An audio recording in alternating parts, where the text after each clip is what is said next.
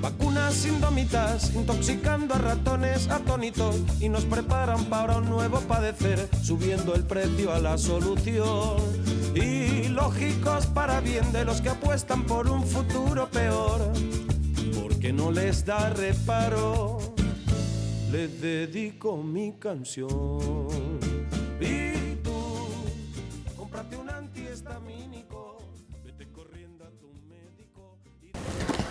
Mariano Hernández, psiquiatra en el distrito de Tetuán, en Madrid. En Madrid, en la capital. Muchas gracias por estar aquí con nosotros. Gracias a vosotros.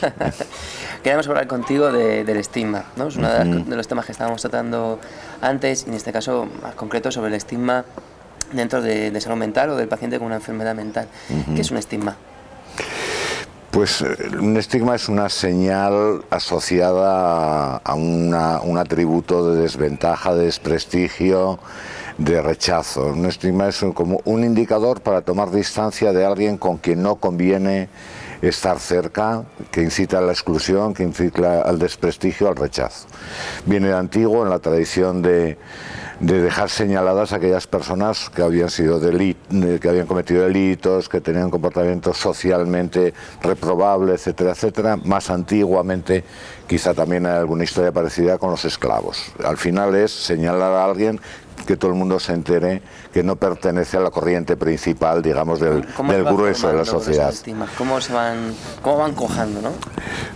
Pues a lo mejor eso es difícil reconocer. Lo que sí es cierto es que conecta, es decir, la tendencia a estigmatizar a determinadas personas que en su momento surgen de esta manera, parece que son formas como de defensa de la sociedad frente a aquellos miembros de la sociedad que no les quiere admitir, digámoslo así, en su seno, en su origen. O sea, que nos pueden ayudar a algo, o sea, exactamente. Podido empezar ayudándonos. Sí, vamos, que tiene esta tendencia de señalar, de marcar territorio, ¿no?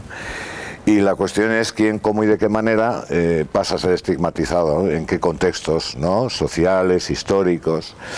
Y entonces lo que a nosotros nos toca, el denominar con esta palabra estigma a la tendencia social a no aceptar, rechazar, excluir, desprestigiar, etcétera, etcétera, a la persona con enfermedad mental, pues probablemente arraiga en cuestiones muy de honda historia, ¿no? En nuestra cultura occidental, que es la que conocemos y en la que estamos de una forma más clara, y tiene que ver con los espantos, los miedos o las irracionalidades con las que se ha abordado tradicionalmente el sufrimiento mental grave, ¿no? La locura, la enfermedad mental grave, etcétera, etcétera, que dio, pues, sobre todo con tanta gente en su momento en la exclusión en los siglos más recientes, diríamos, la exclusión a través de las tapas del manicomio, la exclusión física, social, etcétera, etcétera, ¿no? Nos estima hasta qué punto no es simplemente un miedo, no digo simplemente con todo esto, pero no simplemente un miedo a lo diferente. Sí, tiene muchas connotaciones. Al final es un temor a algo que se considera, pues, extraño, diferente, que no se entiende, y se le señala luego por atributos. En nuestro caso en concreto, el atributo de la peligrosidad pues ha venido tradicionalmente asociado a la enfermedad mental, pero también no solamente eso. Yo creo que el del atributo quizá de la insensatez, de la impredictibilidad de las conductas. Por tanto, serían, atribuir a personas que arrastran estos diagnósticos cuestiones que por circunstancias culturales muy ancestrales, esa incomprensión, esa irracionalidad y estos temores que estas personas representan, el temor a lo desconocido, el temor a la locura y a la irracionalidad que subyace en todos nosotros, que parte de la cultura significa aprender a o bien ocultar, o bien dominar, o controlar, o gestionar, ¿no? Estas formas de irracionalidad. Y aquellas personas que se les manifiesta en lo que en términos generales pues llamamos indicadores de mala salud mental, de trastorno mental, etcétera, pues conectan probablemente con estos miedos y con estas inseguridades y arrastramos esta tradición, no es una cosa que la hayamos generado de nuevo. Quizá cada generación se va viendo de qué modo responde a esta cuestión, y estamos en un momento de comprometernos, no sé, podríamos decir esto, desafiar estos estigmas ancestrales que no tienen ningún fundamento racional, excepto la conexión con temores, miedos y necesidad de preservar como núcleos convencionales de nuestro estatus social y de nuestro modus vivendi. ¿El prejuicio simplemente precede al juicio? Claro, decimos que el estigma asienta quizás en esta capacidad que tiene la mente humana de generar prejuicios. Todos nosotros funcionamos con prejuicios acerca de lo que nos viene bien, lo que nos viene mal, nos gusta, lo que la sociedad da por bueno, lo que da por malo, y son formas como de funcionamiento al menos no reflexivo, a menudo nutridos también por cuestiones muy racionales y que nos ayudan al funcionamiento de la vida diaria, ¿no? El prejuicio de que hay que hacer, pues no sé, desde 3 comidas al día, porque esto y no otra manera, a cómo nos saludamos, como muchas normas de trato social entre nosotros, pues están establecidas en rutinas, de algún modo en prejuicios, modos de opinar, de pensar, de valorar. No precede al juicio, sino que sustituye al juicio. Nos evita tener que estar pensando cada cosa que hacemos, de algún modo, ¿no? Entonces, cuando el estigma conecta con los prejuicios generalizados de la mayor parte de la población, pues digamos sustituye al juicio, se da por hecho. Una persona con tal diagnóstico, ¡guau! No, pues hay que tomar distancia. Yo con lo que, porque he escuchado sí. Veces, ¿no? Con lo que el estigma simplemente, pues lo que te he comentado antes, es el resultado de no conocer a lo diferente. No sé si estoy del todo de acuerdo. Otras cosas, tú hacías una separación entre lo que es estigma y lo que son aspectos de discriminación, que van más allá. Sí, yo incluso comentaba que no soy a veces muy partidario de hablar demasiado de estas cuestiones de forma directa, ¿no? Sí es cierto que el estigma hay que analizarlo, hay que intentar conocerlo, pero sabemos que el estigma es lo que genera las actitudes, o está conectado con nuestros prejuicios negativos frente a sectores de población determinados, que al final genera comportamientos que se traducen en hechos concretos, a través de los cuales las personas que están afectados por estos diagnósticos psiquiátricos de mala prensa, diríamoslo así, se ven abocados a una vida en solitario, a un gran sufrimiento personal y a sufrir los efectos de la discriminación. Entonces la discriminación es el resultado, podríamos decir, del estigma. A mí me parece que es un objeto de atención importantísimo, porque el estigma haría a cómo nos apañamos en nuestro mundo mental interno para funcionar con estos prejuicios, vale, y eso merece un análisis. Pero la cuestión es cómo las podremos apañar para que en cualquier caso sea evidente que ciertas personas padecen efectos de discriminación que al final son formas de injusticia personalizadas en grupos determinados por atributos irracionales que hacemos con un diagnóstico. Entonces esta persona que no tenga acceso a trabajo si se enteran que tiene tal diagnóstico, o que teniendo una serie de dificultades en su funcionamiento psicosocial del día a día, no se facilita que estas dificultades se afronten, se resuelvan y se trabaje en pro de su integración. El estigma genera una desconfianza social frente a estos procesos, y la discriminación es no se le facilitan oportunidades para que salga de ese circuito. Esto es lo más grave, en mi opinión, ¿eh? Una cuestión sería analizar los estigmas para ver cómo los apañamos para generarlos, importante, de acuerdo, pero yo si hubiera que elegir, me parece más importante desplazar el foco de atención a cómo evitar que a través de los efectos del estigma sobre los comportamientos, y un estigma estructural, que es como esto se manifiesta en las legislaciones, o por ejemplo en la forma de financiar los servicios, ¿no? En la forma, tradicionalmente, los servicios de salud mental han estado mucho menos financiados y dotados que otros servicios de atención.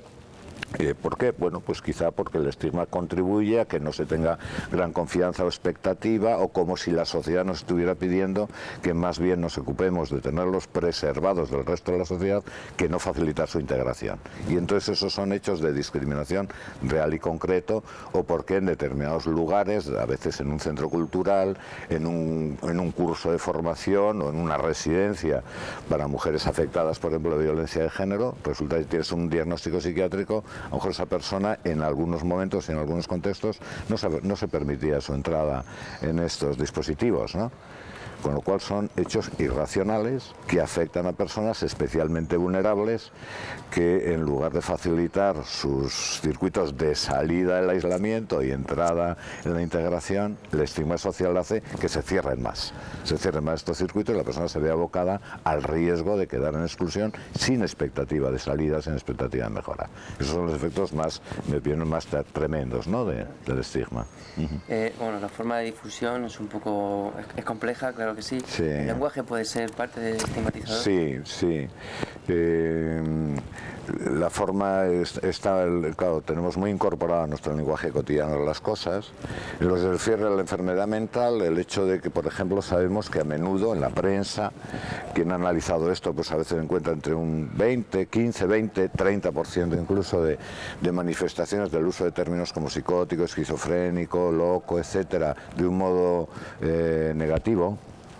Se usa en sentido metafórico, digamos, para identificar conductas reprobables, ¿no? Se adjudican bien sea a un político, a una persona conocida socialmente o no, o decisiones que se toman por parte de una empresa, por parte de un grupo social, de un grupo político, se les acusa, digámoslo así, de loco, de esquizofrénico, etcétera,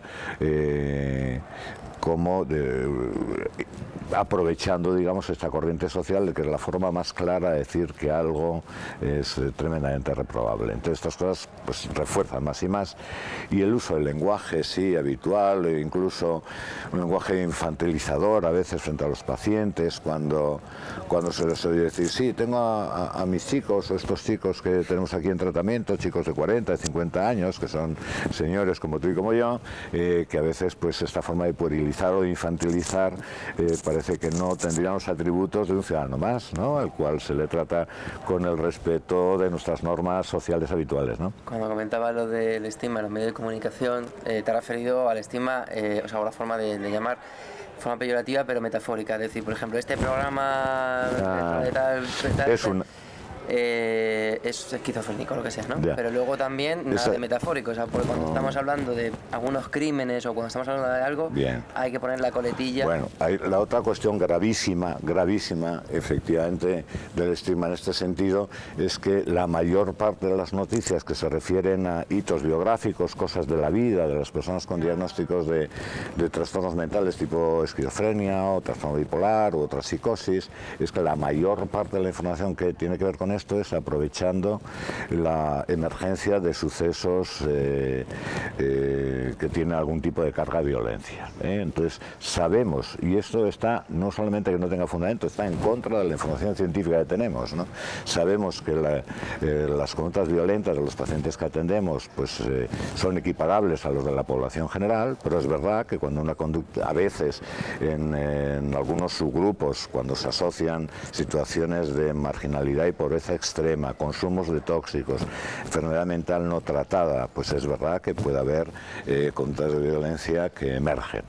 La cuestión es que se informa exhaustivamente de esto y se asocia y se identifica estas conductas que son extremadamente raras dentro de las poblaciones que atendemos, pero suceden, se identifican estas conductas como las características más sui generis de estos grupos de población, mientras que la mayor parte de sus conductas que están de la vida diaria, que tienen otras características totalmente distintas y a veces muy interesantes y muy atractivas y muy creativas y muy llenas de humanidad, pues pasan absolutamente desapercibidas.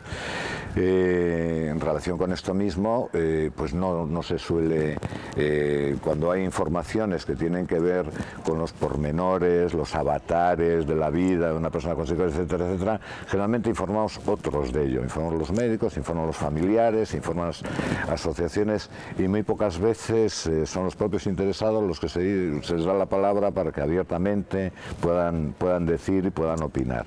Quizá esta es una de las cosas donde está empezando a haber un cambio social importante, y es que muchos de nosotros vamos a tener el compromiso de hacer lo posible para que la palabra la usen los propios interesados. Ahí, y luego también los servicios, los procesos de atención, pero concretamente los medios de comunicación.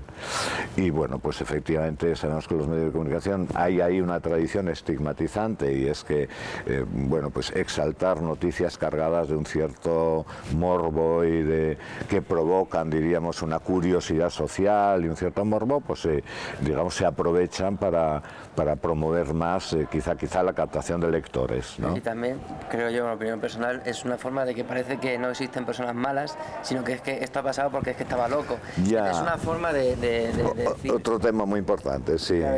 Bueno, vamos a ver... Sí, es otra cuestión muy importante. Aquellas cuestiones que desbordan un poco la racionalidad habitual, la ética, digamos, compartida, que no se explican fácilmente, pues la primera tendencia atributiva es la tendencia a la locura, a la irracionalidad y que alguien estaría mal, ¿no? Y no se piensa en que efectivamente la contrapartida de esto es que cualquiera puede pensar, oye, pues si tú tienes un problema mental, también puedes caer en esto, porque son exactamente. Y ahí está Para nosotros en la clínica, por ejemplo, lo vemos día a día en nuestros grupos de atención, grupos de psicoterapia, grupos o grupos de cualquier otro tipo, y en nuestra relación con los pacientes de diagnósticos no te haces ni idea del dolor que a veces significa el haberse enterado que acaba de salir en la televisión que un paciente con esquizofrenia o esquizofrénico, como se suele decir en los medios, ha matado a no sé quién, tal persona que ha cometido un acto muy desorbitado, probablemente es un enfermo psiquiátrico, etcétera, y muchos de nuestros pacientes lo pasan horrible, se sienten aludidos con esto, e introduce todo este tema, un poco la culpa y la vergüenza asociada a tener este padecimiento mental, pues les introduce un elemento de disgusto enorme, aparte también de la inseguridad o la incertidumbre de decir, vaya a ser que un día me pase a mí una cosa de estas, y muchas veces son motivos de consulta, y afortunadamente cada vez más los propios grupos van tomando conciencia un poco del... Exactamente, van parando el carro, y ya hay en algunos sitios grupos que de forma sistemática activan mecanismos de denuncia, de protesta, etcétera, frente al modo en que se usan estas noticias. Si te parece, ya centrándonos un poco en la consulta, ¿qué ocurre a una persona cuando por algún motivo u otro, ya sea dentro de la atención primaria o ya una vez más en salud mental, recibe un diagnóstico de enfermedad mental, que sea más grave o menos grave? De repente yo enfermo de salud mental, ¿no? ¿Y qué diferencia puede haber con pues yo es que tengo la tensión alta? Ya. Pues ahí hay una gran variabilidad, ¿no?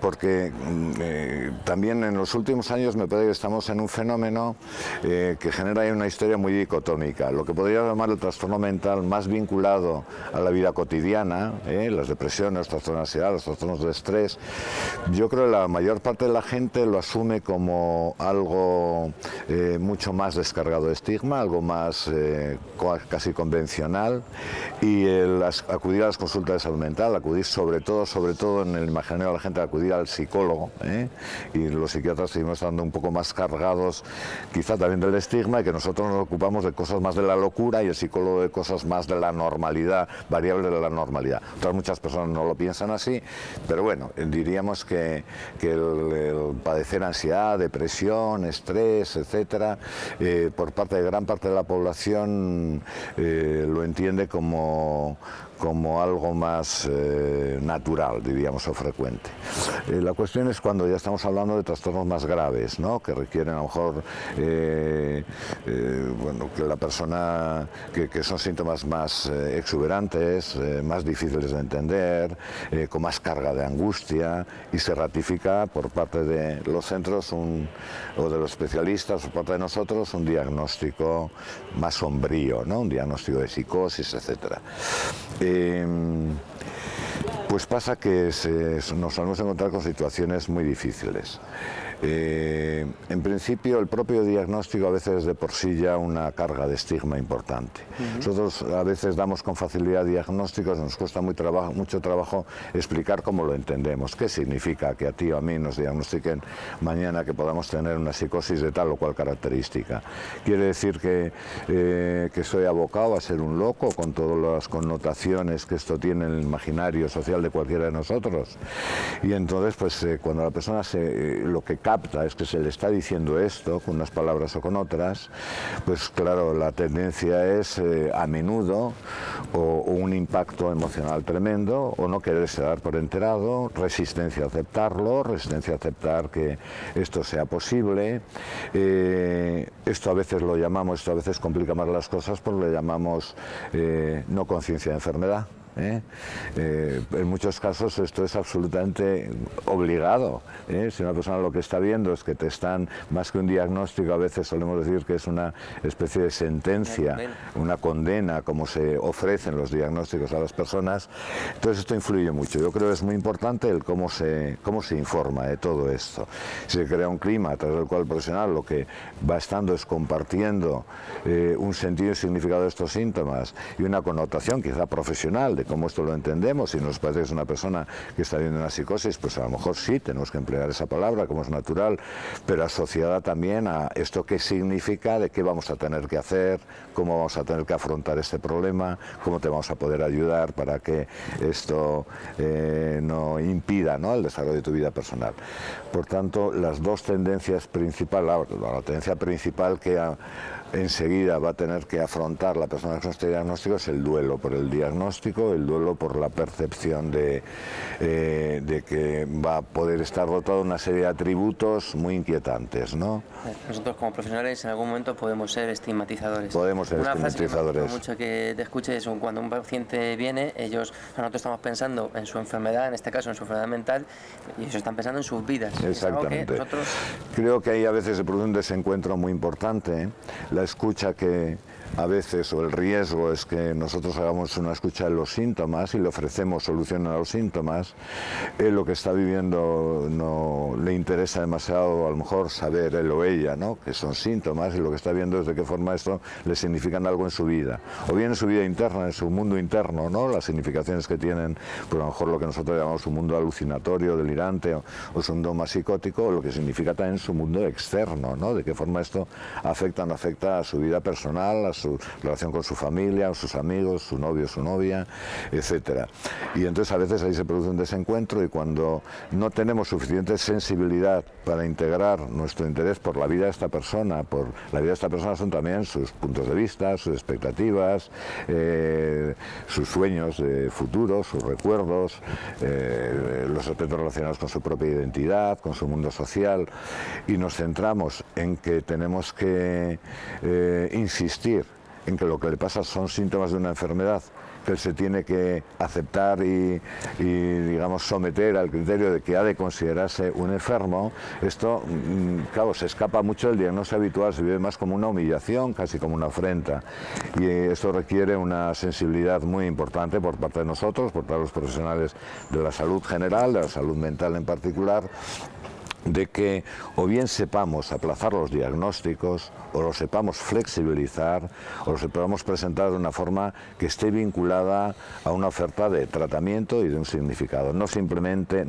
una etiqueta. Ya, pero por ejemplo, porque siempre estamos haciendo mucha autocrítica, entonces parece incluso que los profesionales somos malos y no va a ir a simplemente que se puede hacer mejor. Claro, pero ¿cómo trabajamos sin diagnósticos? ¿O cómo trabajamos sin que el diagnóstico sea nuestra referencia? Porque tenemos, incluso, por ejemplo, en el mundo ya de salud mental, de enfermedad mental, tenemos un tratamiento que llamamos anti-algo. O sea, tenemos un antidepresivo. Está depresivo, te pongo un antidepresivo, un antipsicótico. Como si Esto es que estamos encerrados en una cierta mitología, porque todas estas cosas no son así. Lo que llamamos antidepresivos no son unos medicamentos que quiten la depresión, los que llamamos antipsicóticos no son unos medicamentos que quiten la psicosis.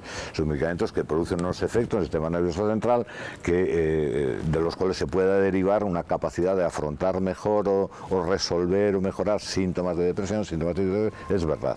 Pero no existe esa especificidad. Como tampoco sabemos exactamente dónde empieza y acaba la psicosis, dónde empieza y acaba la esquizofrenia, o en qué consiste propiamente, ¿no?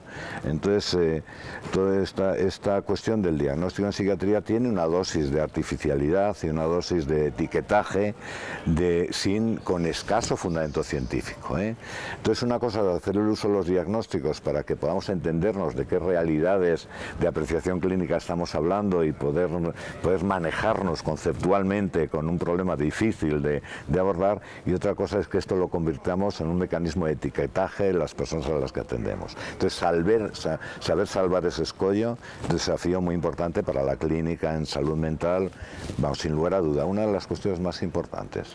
Cuando nosotros vemos, estamos hablando esto de los estigmas de salud mental, no solamente nos parece injusto, sino que además han dado caso de que puede ser incluso peligroso, por el hecho de cuando viene una persona con una enfermedad mental, hay que decimos ya tiene la etiqueta, pero digo como residente en urgencias, ya es el enfermo mental. Sí. Claro que tenga, pero a los enfermos mentales pueden pasar otras cosas, pueden tener apendicitis. Claro, lo que decimos es que es un etiquetaje muy potente, muy potente. Sustituye. Que eso es que de alguna forma deslumbra, es como un efecto foco que entonces ya te impide ver otras cosas, otros atributos, otras características de la persona.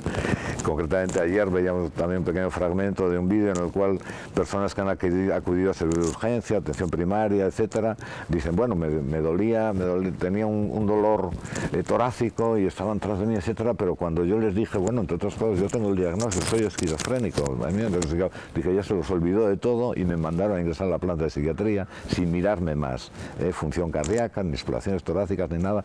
Lo más importante era esto, si es una persona que tiene un diagnóstico psiquiátrico, vaya a la planta de psiquiatría y luego ya veremos. Entonces, claro, estos son indicadores, ¿no?, de riesgos de muy mala práctica, tanto desde el punto de vista meramente técnico, ¿no?, de cómo atender mejor a una persona, como desde el punto de vista pues ético y ya de la más mínima respeto a la dignidad, digamos, de cualquier persona. Y esto es un indicador importante, el estigma de cómo operan los profesionales sanitarios, ¿no? Si esta persona tiene un diagnóstico psiquiátrico, ojo, a lo mejor todo lo demás que yo pueda ver, lo voy a ver de una forma confusa, de una forma... sí, estamos ahí, digamos, muy negativamente predispuestos, ¿no?, para... Un poco esto, el rol que ha adoptado ahora mismo un enfermo de enfermedad mental, ¿es un rol que se nace o es un rol que se hace? Es decir, un rol que vamos construyendo poco a poco entre todos. Totalmente es un rol que se fabrica, ¿no?, que hacemos una construcción compartida de que esta persona que tenga este diagnóstico, digamos, entre todos vamos atribuyéndole expectativas negativas, necesidad de asumir una actitud sumisa frente al imperativo que significa el tener una enfermedad, y nos olvidamos de que lo más importante para la persona no es tanto tomar conciencia de enfermedad, sino tomar conciencia de su realidad personal, de su subjetividad. Dentro de esto habrá que incluir de algún modo qué sentido tiene esos síntomas, ese sufrimiento psíquico que tiene. Pero es un elemento de su propia persona, no es lo que sustituye de algún modo a su persona, ¿no? Entonces, entre todo lo vamos fabricando, la forma de establecer incluso la red de servicios de salud mental, como en algunos sitios, que esto, pues, bueno, es algo de que desde que se inició la reforma psiquiátrica bastante ha mejorado, pero quedan muchas cosas por hacer, ¿no? La propia habitabilidad de los sitios donde ingresaban los pacientes, la propia aspecto y descuido, ¿no?, de muchas veces han tenido los contextos de atención, el cierto desprestigio que muchas veces tenemos también los profesionales de la psiquiatría y que nos dedicamos a estas cosas, a menudo también tenemos un cierto estigma de ser, bueno, pues a lo mejor de menos formación científica, de ser personajes un poco anecdóticos dentro del mundo profesional, no siempre, pero bueno, sí a menudo.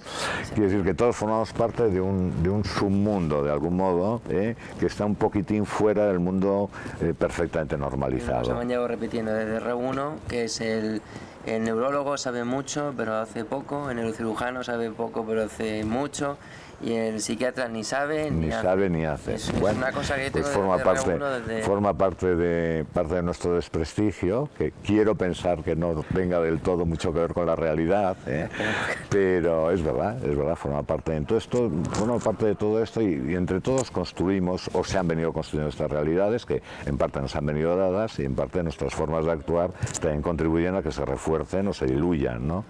Por lo tanto, un poco en lo que estamos es de qué modo tenemos que hacer un poco insight de estas cosas y también del mundo externo para diluirlo. Esto aquí esa pelota, pero para soliviantar esto un poco, ¿cómo lo vamos manejando? Por ejemplo, empoderamos a los pacientes, que es una de las cosas que tú has una de las propuestas, de las propuestas. ¿Cómo se hace o qué ejemplos ya hay? Sí, las formas de afrontar un poco cómo afrontar esta cuestión del estigma, porque hemos venido hablando sobre todo de lo que llamamos el estigma público. Está la otra parte que es el autoestigma, que es la forma en que el propio paciente, el propio usuario, el propio sujeto diagnosticado diagnosticado, incorpora todos estos atributos negativos y los internaliza. Y simplemente por señalar, aunque no vayamos a entrar en mucho detalle, que vivir con esta bomba de relojería dentro es muy difícil. Lo sería para cualquiera de nosotros, lo es para cualquier grupo social que por otras razones de raza, de etnia, religión, etcétera, esté también cargada de estigma, con la ventaja de que cuando esto significa un cierto grupo social, uno encuentra apoyo en su grupo para, digamos, sostener un poco la propia identidad estigmatizada y compartida. Cuando, sin embargo, la persona esto lo vive generalmente muy individualmente, la familia también, muy a solas, y el riesgo del autoestigma es que uno se queda más solo que la una para soportar una carga enorme y que se vive de una forma muy problemática, ¿no? Dicho esto, la cuestión que tiene que ver con cómo afrontar el estigma, pues quizá se han ido esbozando modos muy distintos de actuación, ¿no? De cómo dirigirse a, digamos, dianas, objeto de modificación de estigma distintos, si es en población general, si es en profesionales de los medios de comunicación, profesionales de la justicia, profesionales de la salud o profesionales de la educación. Son las áreas donde las intervenciones un poco focales han podido tener algún efecto. Difícil medir, ¿no?, la eficacia, ¿no?, de las distintas campañas antiestigma, sobre todo si son así oleadas eventuales. Quizá lo más interesante es que sean de forma continuada, y las que parecen que rinden mayor eficacia es cuando se acompañan una información correcta, una cierta actitud, una pedagogía, digamos, activa y participativa, y sobre todo si hay contacto directo con las personas de las que estamos hablando, con las personas que están viviendo la psicosis, están recuperándose de una psicosis, de una esquizofrenia, de un trastorno de los que habitualmente etiquetamos de este modo. Y una de las claves donde, digamos, que está surgiendo con potencia y que muchos de nosotros pensamos que es el elemento más potente, efectivamente son las distintas formas de empoderamiento, ¿no?, de las personas con diagnóstico psiquiátrico. Y ese empoderamiento se puede expresar de muchas maneras. Una de ellas, decíamos, es que efectivamente vayan ocupando los propios lugares de representación en los medios de comunicación, en la prensa, que se les dé la palabra, ¿no?, de forma directa. Son personas que pueden hablar y pueden expresar acerca de sus dificultades, de sus puntos de vista, etcétera. Otras es hacer real modos de participación en los servicios. Hay algunas experiencias muy interesantes vinculadas a lo que llamamos la perspectiva de la recuperación, ¿no?, de la persona de psicosis, el movimiento de recuperación. Conecta, entre otras cosas, con que tengamos una relación más horizontal y menos autoritaria, la relación clínica y la relación de atención al paciente, que sea una relación más horizontal, de tal modo que los propios interesados puedan participar de una forma mucho más activa en los dispositivos al uso para la recuperación. Una de las cosas que también se planteaba es el hecho de qué apoyo damos a la familia. El paciente nos viene, se lo contamos, nos puede entender más o menos bien, lo podemos hacer mejor o peor, pero la familia ¿dónde se queda, no? Porque son circunstancias muy difíciles que con algunas bases se puede llevar mejor. Porque al final de cuentas la familia va a ser el apoyo principal y el que va a estar cuando los demás no estén. Bueno, un tremendo que nos daría para hablar mucho de ello, porque ahí depende de muchos factores. Bueno, indudablemente me parece que el contar con la familia es imprescindible. En mi opinión hay que intentar contar con la familia desde el principio. Generalmente, muchas veces la demanda de atención viene por la propia familia, por tanto no tenemos que estar inventándonos gran cosa. La propia familia es la que nos pide ayuda cuando surge una situación difícil dentro de la propia familia. Y luego ya los avatares que en general nos encontramos, que también depende mucho de la orientación con que los profesionales estén trabajando en un determinado servicio. Uno de los problemas que están existiendo es que en los últimos años ha predominado un modelo muy biomédico farmacológico, ¿no?, de atención a la psicosis, en lo cual a la familia se le pedía que fueran un poco como cuidadores, ¿no?, de un enfermo al cual se le ayudara a construir un ambiente un poco acolchonado, podríamos decir, ¿no?, evitar circunstancias de estrés, facilitar la adherencia al tratamiento, etcétera. en otro sentido, desde un punto de vista a lo mejor de entender que la psicosis tiene muchos aspectos, tanto en su génesis como sobre todo también en su propia evolución, muy vinculados a los aspectos interpersonales, intersubjetivos. La vida familiar es central, ¿no?, en el porvenir de atención a muchas personas con trastornos psicóticos, y hay algunas experiencias internacionales en las que, contando desde el primer momento, y también entre nosotros, de menor escala quizás, contando desde el primer momento con la familia y centrándonos en la atención a los aspectos de más carga emocional y más carga vivencial, ¿no?, y más turbulencia y más dificultades, centrándonos en ellos desde el primer momento, nos podemos manejar con unas dosis de fármacos muchísimo menores y podemos construir unas expectativas pronósticas muchísimo mejores, Entonces hay muchos datos de investigación que refuerzan esto, y una intervención desde el principio, centrada en los aspectos relacionales y convivenciales, en los aspectos emocionales, etcétera, etcétera, significa una expectativa pronóstica muchísimo mejor y una necesidad de un uso muchísimo menor de los fármacos, que también tienen su costo, sus efectos secundarios importantes, etcétera, en un medio y largo plazo, ¿no? Por tanto, la familia es esencial. Un aspecto muy importante y que afecta tanto al propio interesado como a la familia, pero a menudo de forma desigual, es lo que llamamos el duelo por el diagnóstico y el duelo por la presencia de este trastorno en una persona, de estos problemas en una persona de la familia.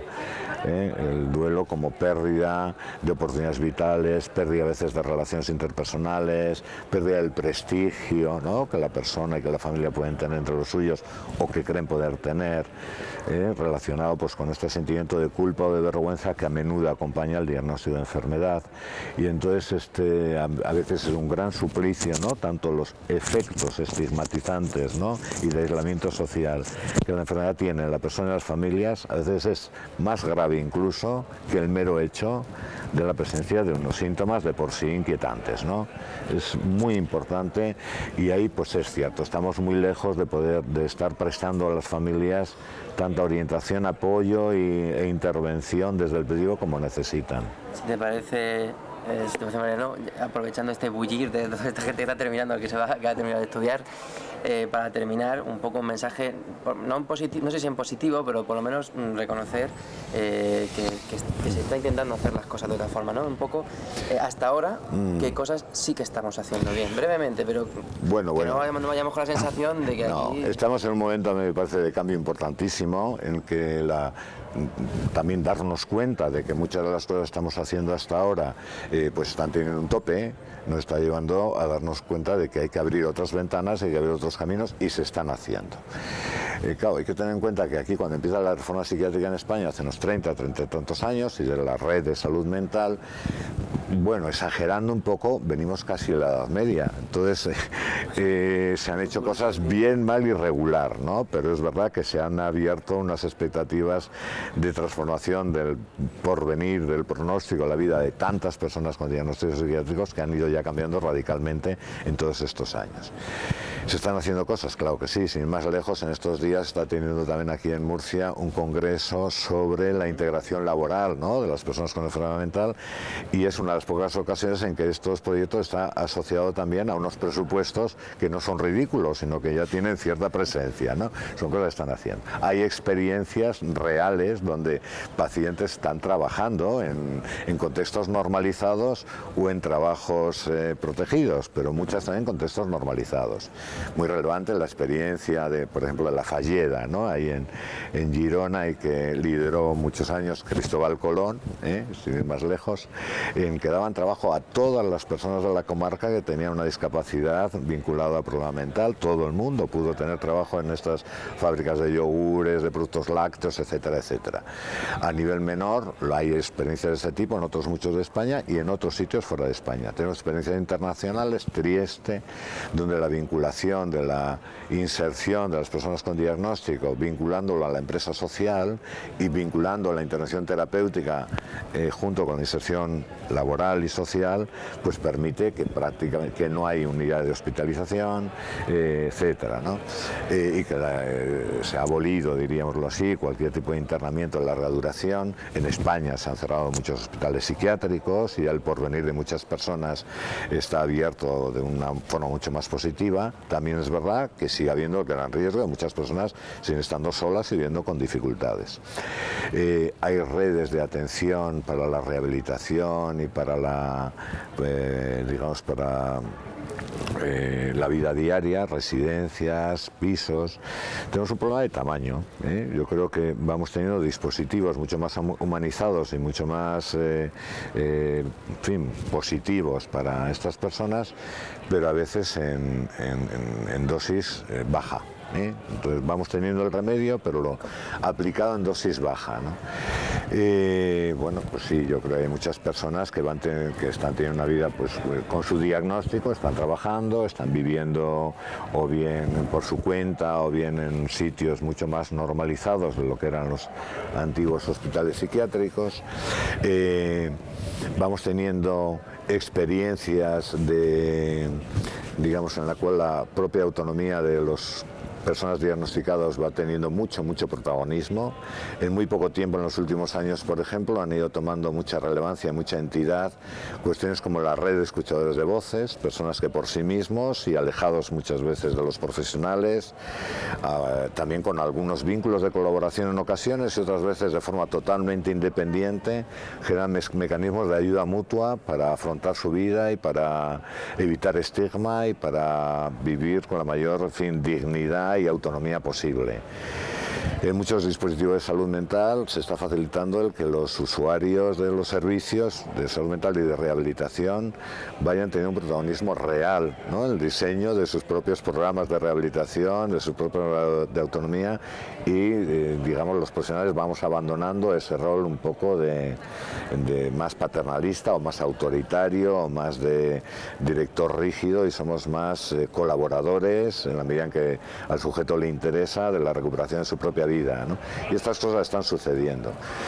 Todavía a un nivel ínfimo, pero también ha empezado ya también aquí en España, a nivel internacional va teniendo su peso, personas que son contratadas en los servicios de salud mental por su experiencia, por su propia experiencia. Eso es, por su propia experiencia como paciente, son considerados expertos en primera persona y como tal son contratados para trabajar en los servicios. Hasta el punto que en algunos sitios se requiere que el 15, el 20% de los profesionales sean expertos en primera persona para que ese servicio esté acreditado. Con lo cual, digamos, aquello va teniendo un rango, eso es cambiar mucho la cosa. Se va a tomar un rango de otra categoría, ¿no? Aquí, noticias recientes de hace unos días, en Talavera de la Reina, de la red de rehabilitación, se han realizado, me parece, 16 contratos de estas características, ¿no? Personas contratadas para trabajar en la red de rehabilitación en Castilla-La Mancha, digamos, cuya acreditación es tener experiencia en su propio proceso de enfermedad, experiencia que habrá sido reforzada pues con una, digamos, con una formación para que puedan ejecutar luego el rol, ¿no? Un rol de ayuda, de profesionales de la ayuda, cuya experiencia viene avalada no por formación académica, sino por su formación en primera persona. Va habiendo pacientes que se preparan y se forman para ser divulgadores de cuestiones relacionadas con la salud mental. Y van a los institutos, y van a los colegios y a las universidades. Este es otro proyecto muy interesante. Un grupo español que participó en un proyecto europeo, Emilia, de formación profesional, digamos, para intentar construir profesionales procediendo de la población con diagnóstico psiquiátrico, que fueran profesionales de la educación de los futuros profesionales de la salud y de la salud mental, es decir, personas que pudieran ser luego docentes en escuelas de enfermería, escuelas de medicina, facultades de medicina, etcétera, etcétera.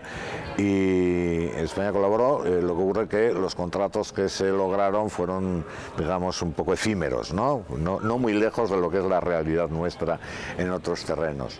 Y entonces, a un nivel de voluntariado, hay personas que están ejerciendo esta tarea. Por ejemplo, me contaba el otro día un compañero en la Universidad en Castellón, los seminarios que tienen más audiencia y que son más valorados por los estudiantes, son los seminarios que en estos momentos se están dando sobre la enfermedad mental, sobre la atención psiquiátrica, sobre la rehabilitación, seminarios que están dando los propios pacientes, las propias personas con experiencia en propia enfermedad.